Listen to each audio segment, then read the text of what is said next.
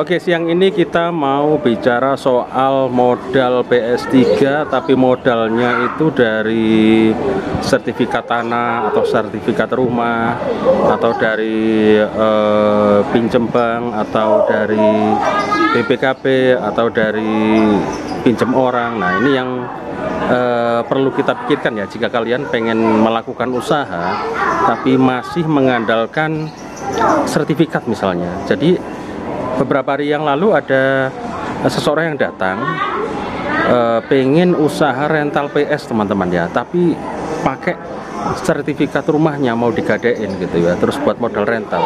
Aku bilang jangan dulu gitu ya, karena nggak punya pengalaman ya, nggak punya pengalaman sama sekali di bidang rental PS. Sementara cuma ngeliat-ngeliat di tempatku aja, kayaknya oh rental begini, ini belinya berapa mas, ini berapa, kira-kira habis berapa.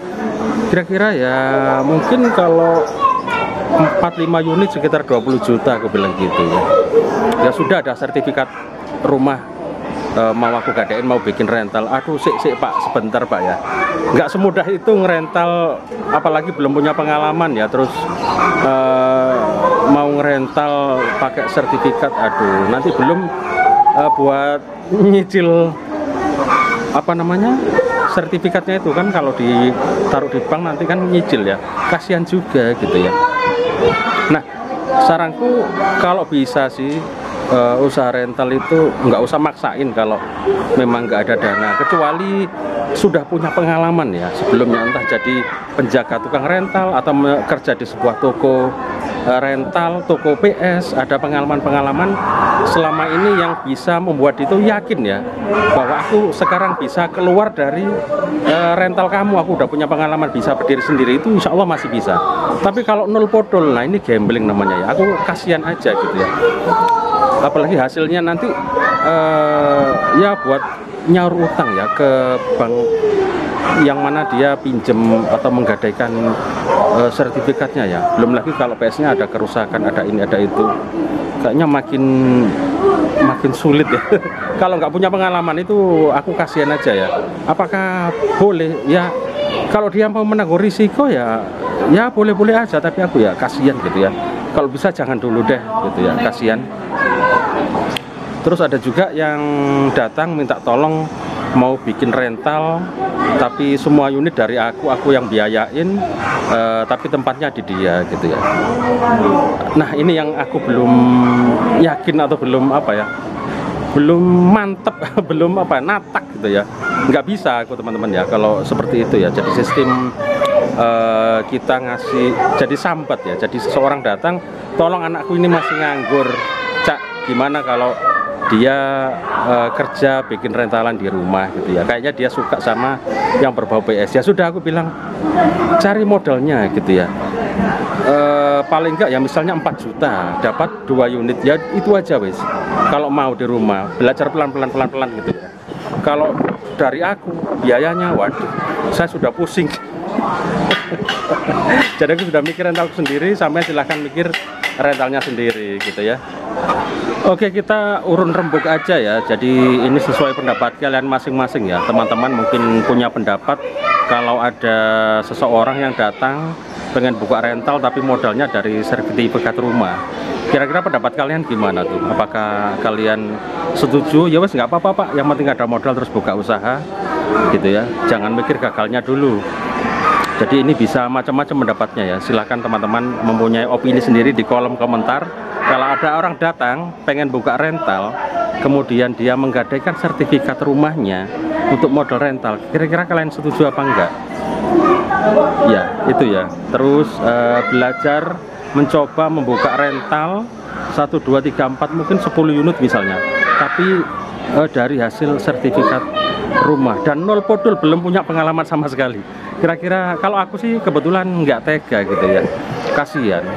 Iya kalau jalan gitu ya, kalau enggak itu ya. Sebenarnya usaha sih nggak boleh pesimis dulu, tapi harus yakin. Tapi aku kasihan gitu ya, karena belum pernah punya pengalaman, belum punya jam terbang untuk bidang per-PS-an gitu ya. Itu sih aku ya masih mikir kasihan, kecuali kalau mungkin 2 atau 4 juta belajar dari 2 unit dulu misalnya ya, cukup pakai BPKB sepeda misalnya cair 5 juta bisa beli buat 2 unit. Kayaknya nggak terlalu susah juga kalau cuma 5 juta aja ya. Tapi kalau misalnya sertifikat tanah itu berapa juta, maunya rentalnya langsung besar gitu ya. Ya kayaknya mikir-mikir juga ya. Kecuali kalau yang punya atau yang mau bikin usaha itu emang dananya bagus atau orangnya kaya, tajir, itu sih nggak masalah gitu. Tapi kalau apa ya, ya dibilang nggak begitu punya ya, tapi pengen usaha yang tiba-tiba gede ngerental gitu ya. Nah itu kira-kira menurut kalian gimana? Ini pendapatnya masing-masing aja ya, kita nggak maksa ya. Kalau aku sih kasihan, kemarin sih kasihan, aduh gimana ya, resikonya itu kita pikirin ya, dengan duit misalnya cair sertifikat tanah 50 atau 100 juta gitu ya, ngangsurnya berapa gitu ya. Kalau 100 juta paling nggak ya di atas 3 juta selama 2 tahun gitu ya. Jadi kalian itu ngerental habis buat bayar hutang. Jadi betapa susahnya ya, belum bisa menikmati hasil rental, modalnya misalnya 100 juta buat ngangsur itu ya, waduh berat ya. Belum lagi kalau servis, kalau ini ya. Itu teman-teman ya. Jadi ini menurut pendapat kalian masing-masing aja. Kalau ada orang datang pengen buka usaha rental PS dari sertifikat tanah, menurut kalian gimana gitu ya? Nggak punya pengalaman sama sekali gitu. Itu sih ya. Nah biar nggak salah paham, biar nggak salah paham ya, jadi ini yang membuka ini orangnya jualan ya. Jadi berawal jualan makanan, jualan apa ya, kuliner lah ya, terus mau buka usaha rental seperti itu. Jadi resikonya memang karena nggak punya pengalaman sama sekali ya, kecuali mungkin kita bimbing ya, kita sebagai mentor atau ya sebagai mentor ya, mungkin bisa lah kalau kita lanjutkan untuk bisnis itu, bisa juga ya. Tapi aku nggak mau ikut terlibat dalam hal pendanaan, biar didanai sendiri ya, karena resiko gitu ya. Oke, sambil nongkrong jaga parkir teman-teman ya di halaman, di dalam rame nih. Nah jaga parkir di depan ya. Oke, jadi menurut kalian gimana nih kalau ada orang yang datang ke kalian mau bikin rentalan tapi dari nggadaikan sertifikat rumahnya ya. Kalau Cak Kus sih kasihan ya. Ya kalau dia bisa ngangsur, nanti kalau enggak gimana gitu. Misalnya 50 juta dapat 10 unit PS3 misalnya ya, 1 bulan kira-kira nggak tahu ini rentalnya bakal rame atau nggak tahu juga. Ya. Cak Kus kan biasa ngajarin optimis, nggak boleh pesimis ya. Tapi kali ini aku kasihan karena memang apa ya, belum pernah punya pengalaman sama sekali. Terus tiap bulan harus ngangsur, betapa beratnya ya. Aku aja dulu kalau punya hutang itu ngangsur, aduh berat banget ya. Aduh berat pokoknya. Jadi memang harus benar kita itu bisa nyervis sendiri, semuanya nginstal sendiri, semuanya bisa sendiri. Itu bisa meminimalisir pengeluaran daripada rental ya. Tapi kalau nol podol, kalau rusak kita harus nyervisin, biaya itu banyak ya. Lalu bersih masuk berapa, untuk ngangsur berapa. Kayaknya kita dalam situasi yang serba apa namanya ya, serba sulit kalau begitu ya. Itu menurutku ya, kecuali kalian punya dana, kemudian kalian serahkan ke orang yang memang sudah pengalaman, kalian punya karyawan yang menjalankan mereka, kalian hitung-hitungnya berapa. Kalau mau nekat sih juga ya nggak masalah, itu resiko kalian ya, yang mau nggadaikan sertifikat rumah buat usaha. Tapi kalau aku sih kasihan ya. Tapi saya kembalikan ke teman-teman ya, kira-kira menurut kalian gimana ya kalau mau buka rental, misalnya menggadaikan sertifikat rumah misalnya 50 juta ya. Kira-kira yakin nggak tuh? Belum lagi tempatnya, mikir tempatnya, apakah ngontrak, apakah punya rumah sendiri atau tempat sendiri. Nah itu kan jadi pikiran kita ya. Ya kalau rentalnya rame terus, kalau sepi. Nah, ya. Bukannya saya melemahkan kalian ya yang pengen niat usaha ya, enggak ya. Tapi ya kita pikir dulu teman-teman ya, alangkah baiknya kita mengawalinya itu dari yang kecil-kecil dulu kalau aku sih ya. Jadi misalnya modalnya ya cukup 5 juta bisa dapat 2 unit. Itu kita belajar aja dari 2 unit itu untuk rental gitu ya.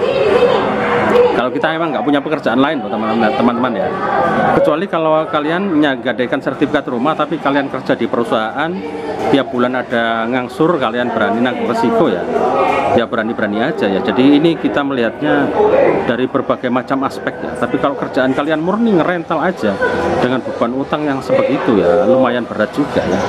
Tapi kalau kalian menggadaikan sertifikat rumah tapi ada pekerjaan lain di perusahaan, di pabrik atau mana yang bisa ngangsur untuk itu ya fine-fine aja. Aku rasa sih ya nggak masalah juga ya. Jadi banyak aspek yang bisa kita lihat untuk membuka usaha ini ya. Jadi untuk pengangsuran terutama itu memang harus dipikir ya. Kalau memang murni dari hasil rental ya seperti Cak Gus dulu, harus benar-benar berjuang keras ya.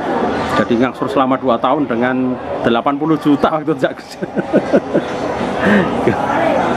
Bener-bener dahsyat ya. Jadi, tapi bukan buat ngerental waktu itu, memang buat beli kendaraan gitu ya. Oke teman-teman, segitu aja vlog kita siang hari ini selepas sholat Jumat. Nggak ada topik yang berat-berat. Ini topik aku lempar ke kalian aja semuanya yang ada di rumah, pemirsa sekalian ya. Kira-kira kalau yang pertama, kalau ada orang datang ke kalian mau buka usaha rental, minta diajarin tapi dia jaminannya sertifikat rumah, mau dimasukin ke bank buat ngerental, kira-kira kalian setuju atau enggak ya? Kalian iyakan atau enggak? Itu aja ya. Terus yang kedua, jika keponakan kalian atau saudara kalian berniat buka rental, jadi mungkin bapaknya ke rumah kalian, tolong anakku ini belum dapat kerjaan, kira-kira buka rental di rumah bisa apa enggak? Pendapat kalian gimana gitu ya? Apakah kalian ya cari modal aja dulu atau kalian yang memodalin? Kalau Cak Gus nggak berani, udah ini tak kasih TV-nya, tak kasih PS-nya, bayarnya belakangan. Wah itu aku nggak berani ya, tapi nggak tahu kalian berani begitu apa enggak ya? Atau silakan cari dananya dulu, dia gimana caranya dapat dana, kemudian buka rental di rumah, unitnya dari kalian, bayar cash. Kalau aku mau kalau begitu ya. Jadi bayar cash ke Cak Gus untuk menyediakan TV dan unit, tapi dia bayarnya ke aku, itu nggak apa-apa ya. Tapi kalau aku yang harus keluar duluan, dia bayar belakangan, itu aku yang nggak mau. Nah gimana menurut kalian ya? Oke, segitu aja vlog siang kita untuk siang hari ini, Jumat siang habis lepas sholat Jumat ya. Terima kasih udah nonton, ditunggu pendapatnya di kolom komentar ya. Selamat siang, sukses untuk kalian semua. Wassalamualaikum warahmatullahi wabarakatuh. Hasta la vista.